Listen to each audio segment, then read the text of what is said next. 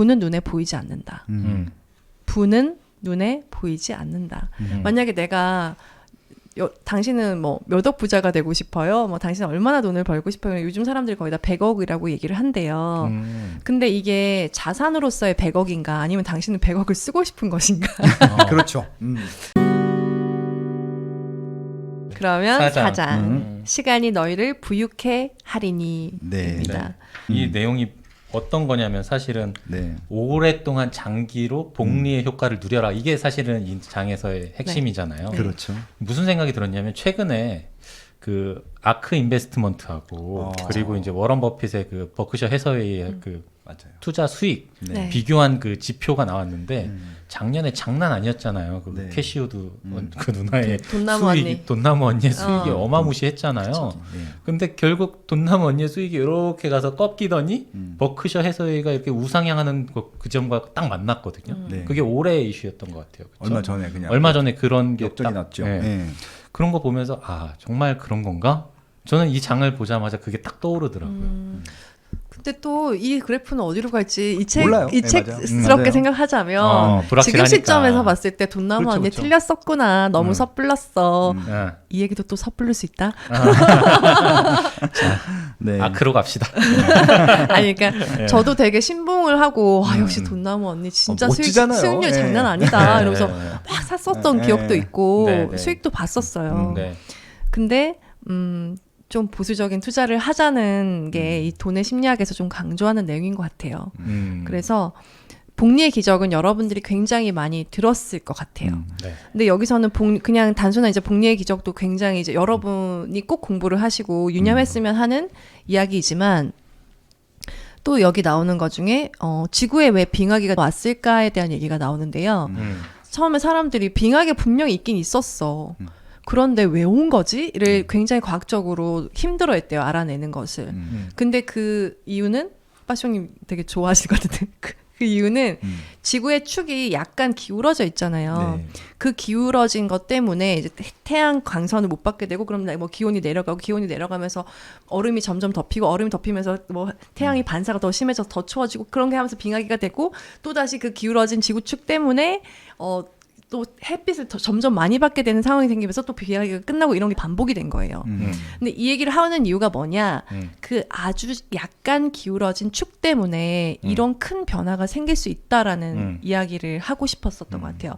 그래서 저는 이 페이지 88페이지에 작은 것이 불어나면 그러니까 작은 성장이 미래 성장의 동력 같은 역할을 하게 되면 그 출발점이 거의 논리를 거부하는 것처럼 보일 정도로 비상한 결과를 낳을 수 있다. 너무나 비논리적이기 때문에 무엇이 가능하고 어디서 성장이 만들어지고 어떤 결과를 낳을 수 있는지 과소평가하게 된다. 돈도 마찬가지다. 그러니까 뭐 우리의 어떤 작은 절약이 혹은 우리의 작은 습관이 혹은 우리의 작은 지식이 어떤 결과를 낳게 될지 굉장히 큰 결과를 만들 수 있다는 거예요. 이것들이 쌓이고 점점 효과를 발휘하게 되면. 네. 그러니까 여러분도 이 작은 걸 이렇게 시작해서 뭐가 되겠어 이렇게 생각하지 말고 빙하기가 될 수도 있다니까요.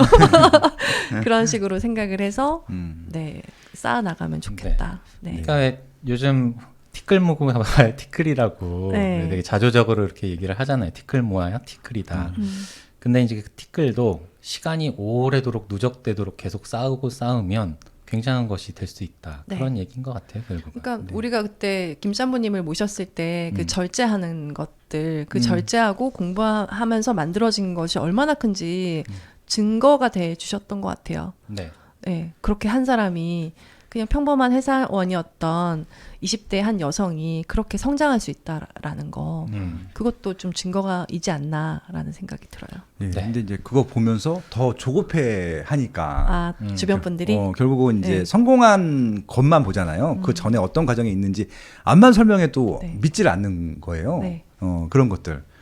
제가 이번 주에 김짬부 찍고 왔거든요. 네네. 그래서 이제 그런 질문을 하는 거예요. 그러니까 그 질문들이 하도 들어오니까 네네. 어떻게 뭐 청년부터 지금까지 저는 절대적인 시간인 거잖아요. 30년 동안 해왔으니까.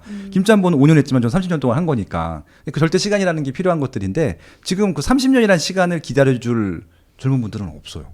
그러니까 안 보이는 거예요. 네. 당장 지금 뚫고 나가기 위해선. 그래서 이제 늘 사람들은 이 책에도 나오겠지만 최고의 수익률을 원하는데 그것들보다는 그냥 꾸준히 뭔가라도 계속 성장하는 것들을 만들어가는 게 방향성이 중요하다. 뭐 그런 얘기를 하고 싶었던 네. 것 같아요. 네. 저희가 주식책에서 항상 봤던 거 있잖아요. 꾸준하게 계속 우상향하는 게 되게 중요한데 손실이 50% 나면 그 손실을 다시 회복하기 위해서는 훨씬 더 큰 퍼센테이지가 필요한 거잖아요. 그렇죠.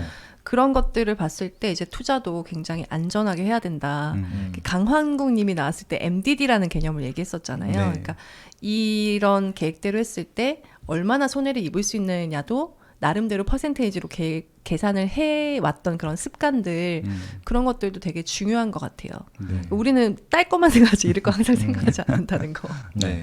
이 책에서 또 그런 얘기도 하잖아요. 네가 행운을 기대하는 만큼 리스크도 찾아올 확률이 있다니 그런 그렇죠. 얘기도 하니까요. 네. 네, 잃을 것도 늘 대비해서 좀 안정적으로 가자. 그런 얘기인 것 같아요. 그렇죠. 네. 조급하지 않았으면 좋겠습니다. 이 네. 저자 말로는 닥치고 기다리래요. 맞아요. 네. 시간이 절대적으로 네. 필요하다. 뭐가 되려면. 네. 그리고 5장은 부자가 될 것인가 부자로 남을 것인가. 네. 이것도 되게 중요한 교훈 아닌가? 이 지장이 전 제일 주제장이었던 것 그래요? 같아요. 그래요? 네, 제일 중심장. 네. 근데 사실 전제가 부자이기 때문에 뭐 부자가 될 것인가 남을 것인가. 네. 둘 다 어쨌든 된 다음의 얘기니까.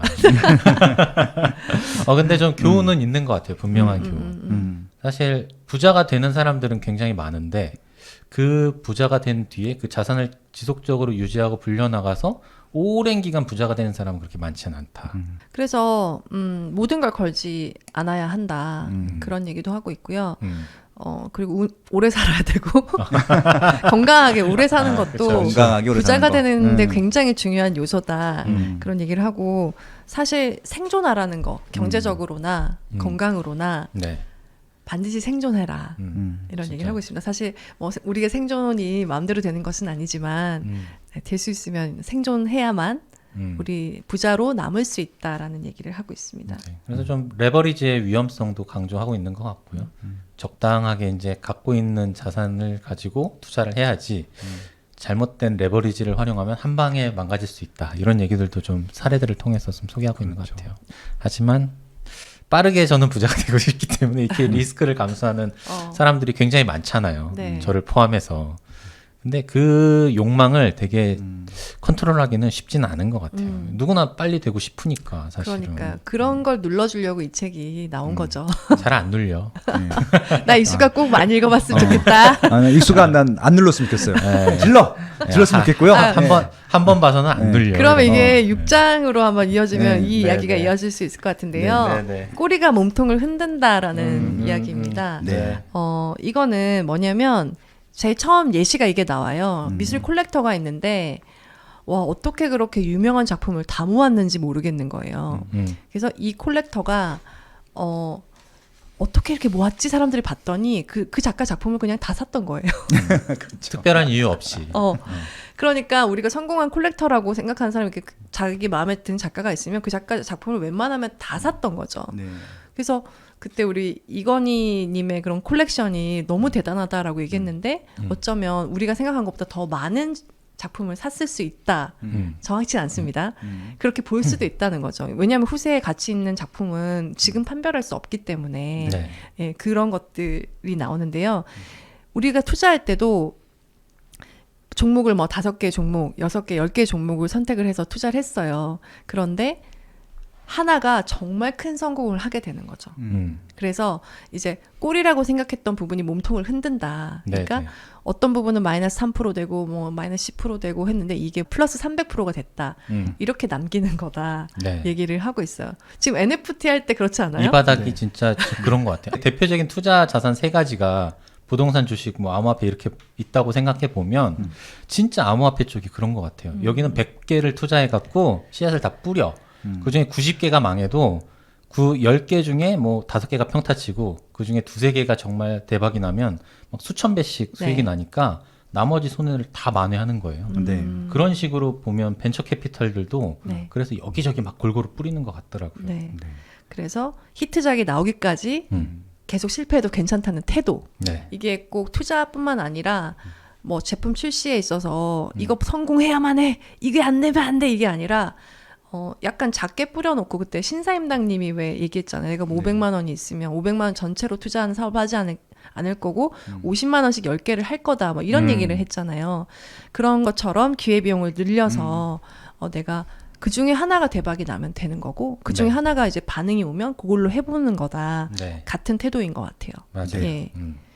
근데 그 50만 원씩도 계속 손해를 보고 많이 CD가 슬퍼. CD가 다 말라갈 때까지 실패만 하면 안 되니까. 네. 근데 네. 네, 세상의 원리라는 게 필요하고. 이렇다라는 거기 때문에 좀 많이 참고를 해주시면 좋겠어요. 그러니까 이분이 보고서기 때문에 네. 네. 나름 연구를 해서 얘기를 하는 거라. 아니 실리콘밸리가 지금까지 살아나왔던 네. 원리잖아요. 한 100개 기업이 창업을 하면은 99개 망하고 한 기업이 나머지 망한 기업들의 망한 금액 이상을 다 수익을 만들어 버리니까 그런 의미에서 드리머님은 NFT 화이팅. 네, 화이팅. 예. 하나는 되겠지 설마. 하나는 예 되겠습니다. 지금까지 계속 실패는 하고 있지만 언젠가 너무- 하나가 되겠지. 근데 여기서도 그런 회복 탄력성을 얘기를 네, 그렇죠. 해요. 예. 그러니까 투자를 할 때도 항상 옳은 투자만 해야 한다 이렇게 말하는 책이 아니에요. 음. 네. 그러니까 그런 어떤 심리적인 비용이나 그런 또 손해를 보는 비용도 수수료라고 생각하고 계속 그냥 가야 된다라고 얘기를 하고 있어요. 네. 그러니까 보수적이지만은 않은 책입니다. 네. 그렇죠. 네. 실패는 할 수 있는 거니까 언제나. 그렇죠. 네. 네. 그리고 7장은요. 7장. 돈이 있다는 것의 의미입니다. 네. 그래서 행복이란 그리고 돈이 있다라는 것이 어떤 거냐. 음. 사람들은 내가 원하는 것을 내가 원할 때 내가 원하는 사람과 원하는 곳에서 원하는 만큼 할 수 있다는 것을 행복으로 여긴다라고 얘기를 하고 있어요. 그게 부자죠. 예. 음. 근데 예전에 저는 진짜 어떤 생각했냐면 전 집에서 일을 하다 보니까 정말 아무것도 구분이 안 되는 거예요. 그런데 여기서는 이제 우리가 지식 노동자가 되면서 사무실에서도 이제 우리 기획 이렇게 합시다라고 퇴근해서 또 계속 생각이 나잖아요. 네. 그러니까 뭐랄까 노동일로 오늘 100개 맞추고 딱 퇴근하면은 그 생각 안 해도 되는 게 아니잖아요. 요즘에 일이라는 것이. 네. 근데 저는 집에서 일을 하다 보니까 더 구분이 안 되는 거예요. 일과 저의 시간이. 와, 그래서 왜 뉴올리언스에서 재즈하고 이런 흑인들이 왜 엄청 노동하고 저녁에는 술과 밥을 먹고 네. 춤추고 자고 네. 그렇게 살고 싶다는 생각이 되게 많이 했었거든요. 그게 행복인 것 같다는 느낌. 그러니까 일과 이제 일상의 경계가 구분이 희미해지다 안 되니까. 보니까 뭔가 이렇게 맺고 끊음이 분명해갖고 네. 일할 땐 일 빡 하고 쉴 때는 팍 쉬고 싶은데 그게 네. 안 된다. 그렇죠. 그러니까 저 노사님만의 100% 공감하는 게 남자들은 이제 군대라는 것들을 경험해 봤잖아요.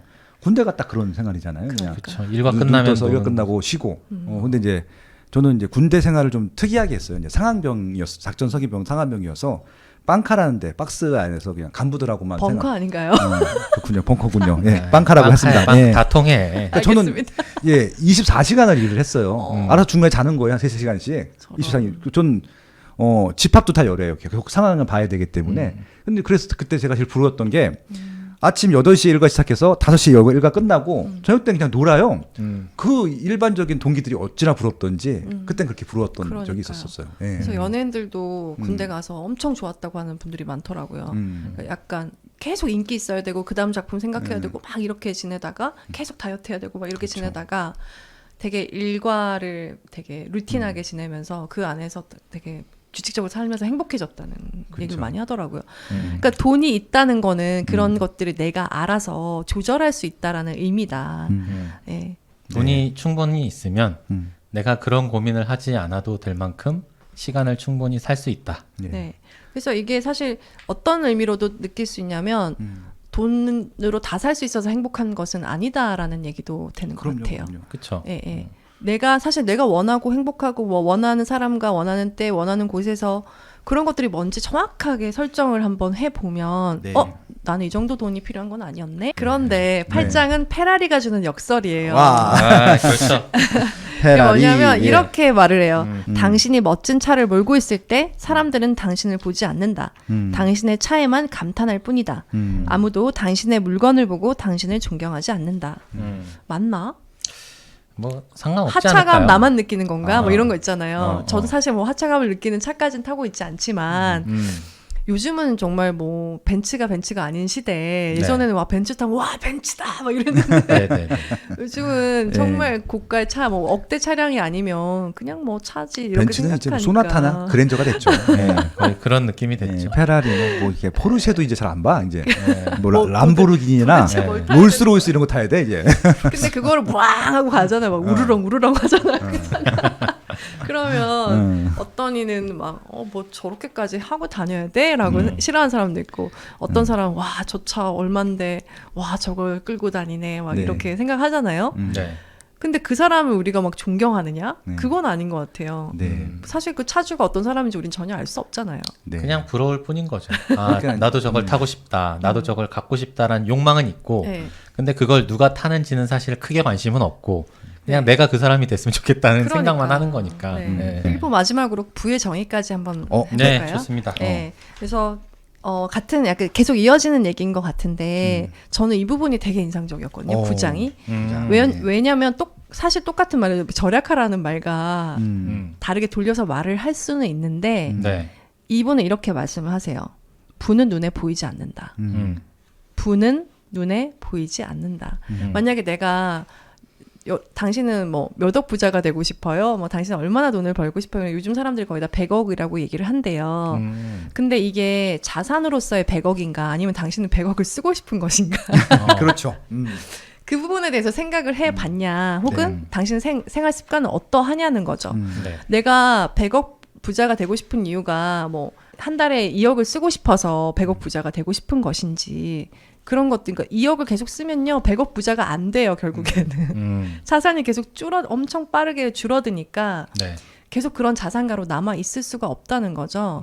그런데 우리는 뭐 아까 뭐 페라리나 뭐 람보르기니를 타는 사람들이 일단 2억짜리 차를 샀어요. 그럼 98억짜리 부자가 되는 거잖아요. 그런 것처럼 눈에 보인다고 해서 이 사람이 굉장히 무리해서 카푸어가 돼서 이 차를 몰고 다니는 것인지 아니면 뭐 이자로도 뭐 4억이 나와서 그냥 뭐 람보르기니 정도는 좀 가볍게 살 수 있어서 사는 것인지 우리는 알 수가 없는 거예요. 그러니까 그렇죠. 정말 부는 보이지 않고 그 부를 과시할 필요도 없다는 거죠.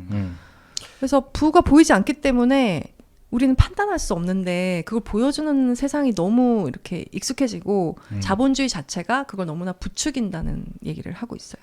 네. 그렇죠. 저는 여기서 좋았던 게 그 사실 부는 눈에 보이지 않는다. 그 다음에 계속 이어지는 말들이 있잖아요. 네. 부는 구매하지 않은 좋은 차와 같은 것이다.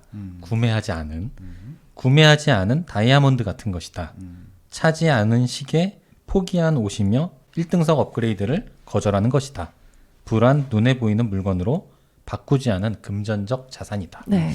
그러니까 이분은 이제 좀 절약의 측면에서 그리고 자기가 실제로 갖고 있는 현금, 자산 이런 측면에서 이제 부를 정의하신 것 같고, 근데 그 로사님이 얘기하신 그 소비를 위한 그 부를 내가 100억을 갖고 싶었을 때 이게 쓰고 싶어서 100억을 갖고 싶다는 건지 아니면 그만큼의 자산을 형성하고 싶다는 건지 이런 부분은 좀 생각해 볼 필요는 있는 것 같아요. 사실 누구나 다 100억 부자 돼야지? 그럼 그 100억의 그 비율이 뭐 어떻게 되는 건데 도대체 그 중에 뭐 네가 이자를 받아서 지속적으로 쓰겠다는 건지 아니면 100억을 자꾸 깎아 먹으면서 살겠다는 건지 이런 그러니까. 정의조차 안 해본 분들도 대다수일 거예요. 그렇죠. 사실은. 맞아요. 근데 그런 것들을 면밀하게 이렇게 계산해 네. 보면 뭐 예를 들면 100억에 뭐 2% 이자면 얼마니까 이거면 1년 동안 나눴으면 얼마겠다 이렇게 쭉 살고 싶다 이런 네. 식의 계획만 세워놔도 좀 보다 명확해지는 것 같긴 해요. 맞아요. 네. 그래서 부는 눈에 보이지 않기 때문에 배우기가 어렵다.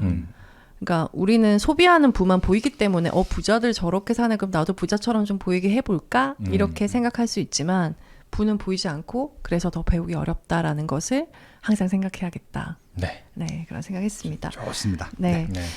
생각보다 좀 길게 한 것 같은데요. 재밌습니다. 2부에서도 부의 심리학 여러분 정말 궁금하셨을 텐데 쭉쭉 네. 이어가서 설명해 드리도록 하겠습니다. 네. 2부에서 계속 이어가겠습니다. 감사합니다. 고맙습니다.